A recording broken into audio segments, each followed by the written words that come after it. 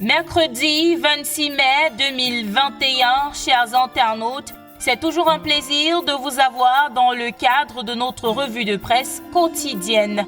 On ouvre avec Cameroun Tribune qui présente les conclusions du sommet extraordinaire de la Commission du bassin du lac Tchad qui s'est tenu hier à Abuja au Nigeria. Le quotidien nous informe que les membres de cette commission ont tablé sur le soutien au processus de transition au Tchad, l'accroissement du soutien à la Commission du bassin du lac Tchad, entre autres résolutions.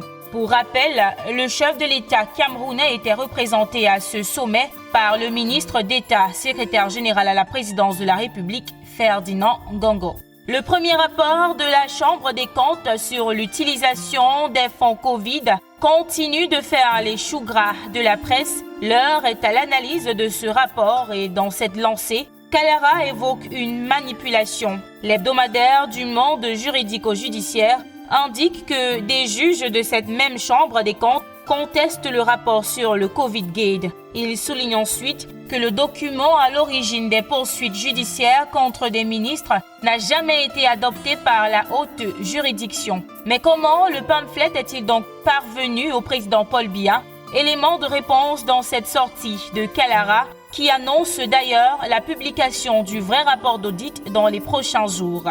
Kalara n'est pas le seul journal à voir de la manipulation dans ce premier rapport. Le Messager est du même avis. Selon le journal de Jean-François Shannon, c'est une manœuvre du secrétaire général à la présidence de la République qui vise à neutraliser ses adversaires. La revue du Patriote Hebdo, quant à lui, voit tout ceci comme une tempête dans un verre d'eau, un scandale de plus qui n'aboutira à rien du tout. Il écrit que des résolutions non appliquées du comice agro-pastoral des Bolvas de 2011, en passant par les projets structurants qui n'ont accouché que des éléphants blancs, et la construction des infrastructures sportives de la canne de toutes les indignations, le Cameroun croule sous un monceau de scandale et donc les rugissements du lion de Mvomeka sont devenus selon lui de simples miaulements de chat. La suite de l'analyse est à lire en page 7.